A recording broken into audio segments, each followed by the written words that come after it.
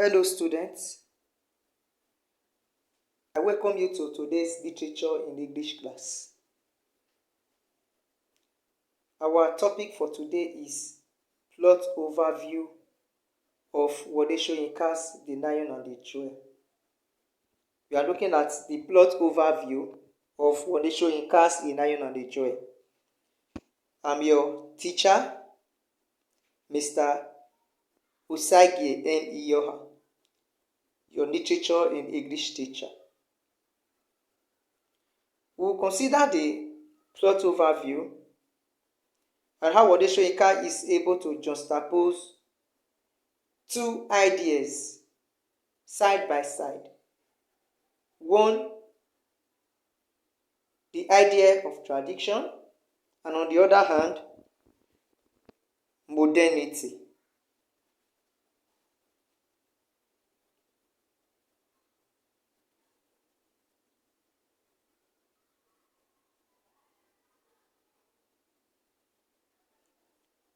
First of all, let's look at brief biography of Wole Soyinka. Who is Wole Soyinka? And where was Soyinka born? Wole Soyinka is a playwright, a poet, and essayist. It means Soyinka is one who writes play, a man who writes poems, and also a novelist. He was born in Isara, Ijebu, Ogun State, in the year 1934. Soyinka was born in the year 1934 in Isara, Ijebu, Ogun State, Nigeria.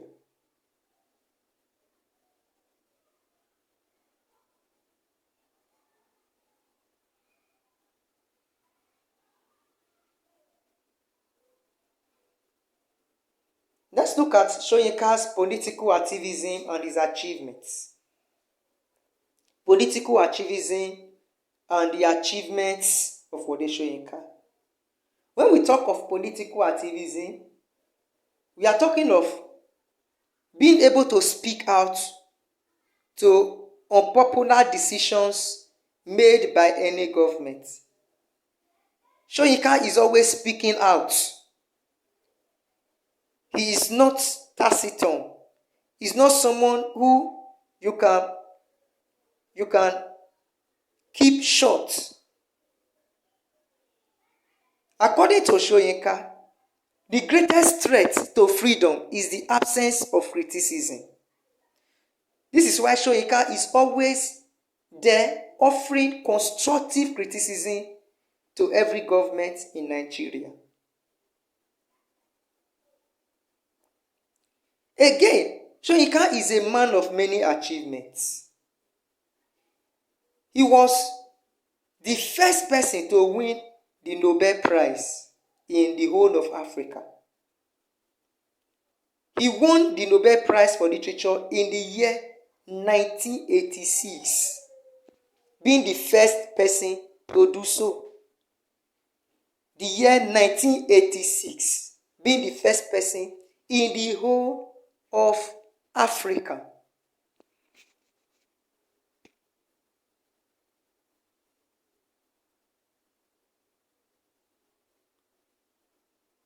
Let's look at the many works of Wole Soyinka. Soyinka is a person that has written several works.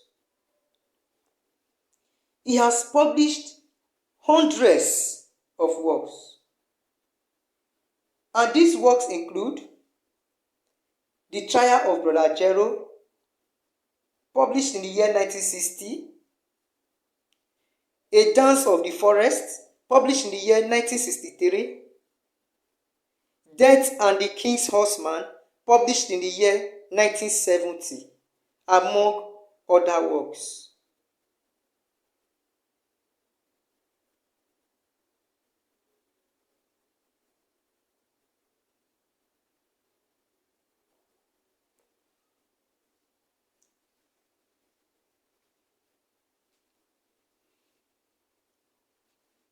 Let's Let's look at the plot overview of The Lion and the Jewel.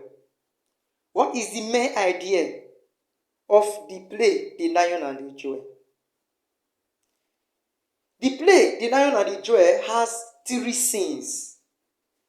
What are these scenes?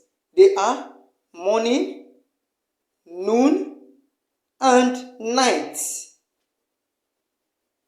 The scenes are morning, noon, and night. It means that the whole events that unfold in this day all happen in one day. Everything in the play happened just in one day. Again, we should take note of the setting of the play, which is a village called Inujinde. The play is staged in a village called Inujinde.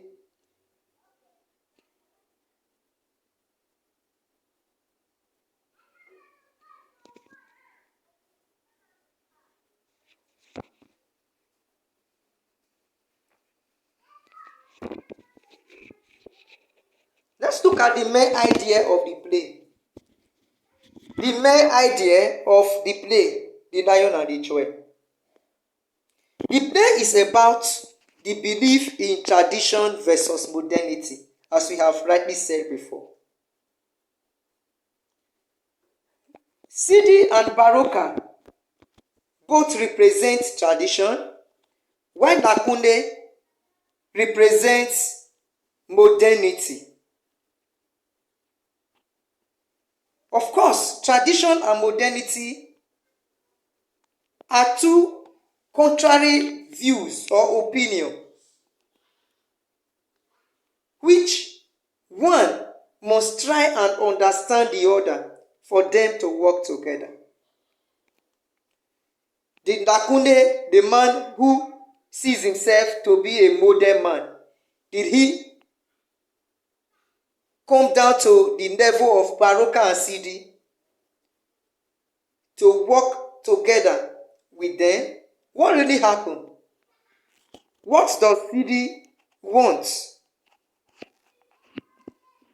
What does Baroka want? These are the questions we need to ask ourselves as the play unfolds.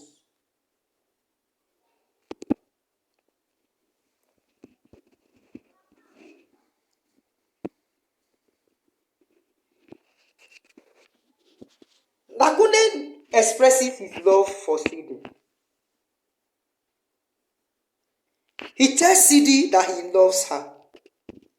Of course, he is a school teacher in the village in Ujinde. He wished to marry Sidi, even though he doesn't want to pay for her bride price. Why does Lakunle wishes to marry a girl yet doesn't want to pay for her bride price? Lakunle believes that payment of bride price is outdated, old-fashioned, uncivilized, archaic. He believes that bride price payment is something that has to do with tradition that should be reviewed and revisited. That payment of bride price will make the woman a mere piece of property. A mere piece of property. He wishes to marry Sidi as his wife, not acquiring her as a mere piece of property. Because according to him, if he pays Sidi's bride price, she will be reduced to a mere property. He wants to marry for love and not for any other thing.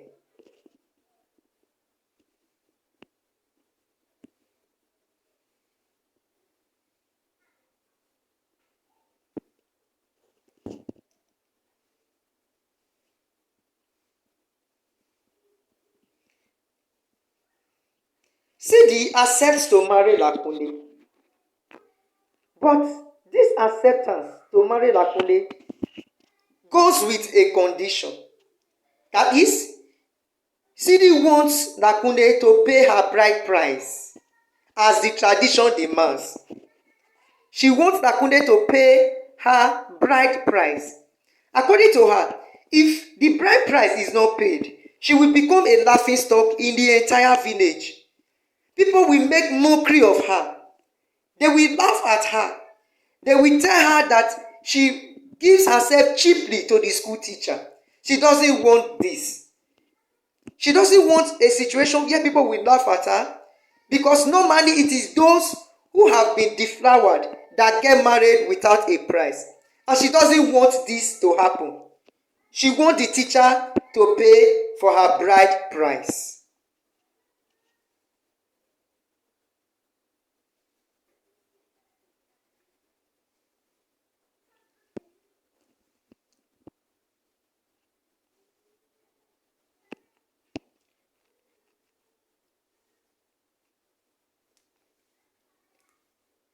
In another scene, we see Baroka admiring Sidi, looking at Sidi in the village magazine. Before now, the cameraman brings a magazine to the village where Sidi is positioned in a very beautiful way. She looks beautiful in the magazine, while Baroka the Bade is close to the latrine on the magazine. So Baroka admires Sidi. He wishes to marry her and make her one of his wives.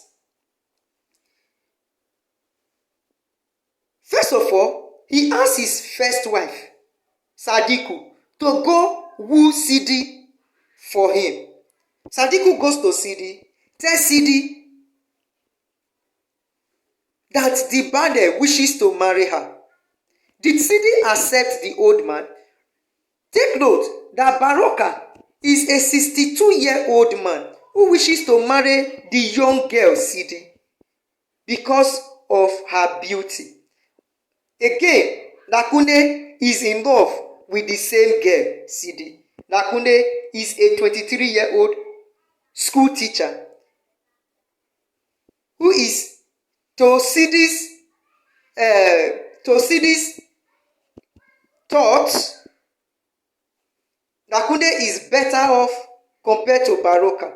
But on the one hand, Lakunle doesn't want to pay Sidi's bride price, while we have Baroka, the Bade of the village, who wish to marry her. Sidi rejects the old man. She rejects Baroka for a reason. Why did she reject Baroka? Because of the age difference.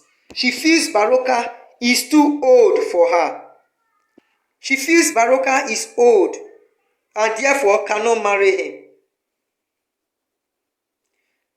Though Sadiku, the first wife of Baroka, continues. She presses on.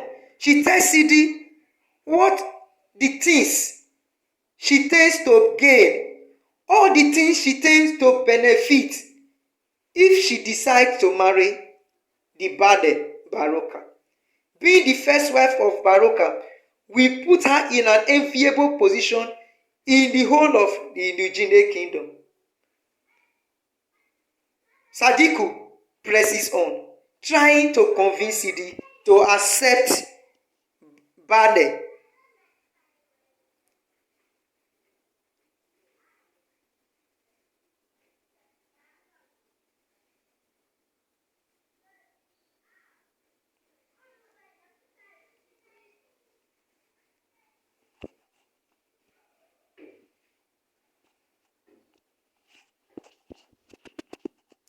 Owing to Sidi's rejection of Baroka, Baroka decides to carry out a master plan. He pretends to his first wife Sadiku that he is impotent. He tells Sadiku that he is impotent and he is unable to function as a man. Sadiku takes this piece of information, not knowing that the information is false, takes it to Sidi. And Sidi is so happy, and she wishes to make mockery of Baroka. And by so doing, she visits Baroka in Baroka's bedroom. She meets him fighting wrestling, the wrestling which Baroka eventually won. Sidi thereafter plays with the old man. In the end, she is deflowered by Baroka. So she loses her virginity to the old Baroka. What is left? What will Sidi do? Will Lakunle still marry her? Will she decide to marry Lakunle without a bride price?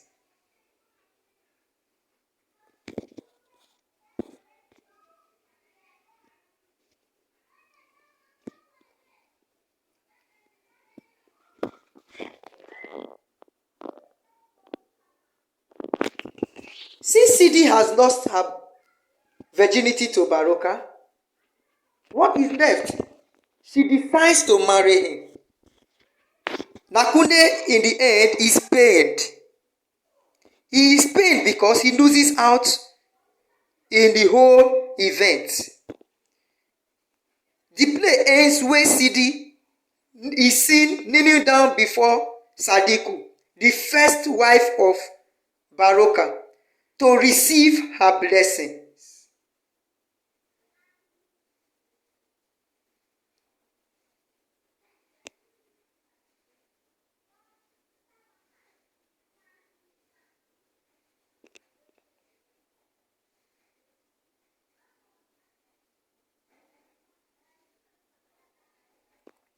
In conclusion, we must take note that we should always identify with people at their levels.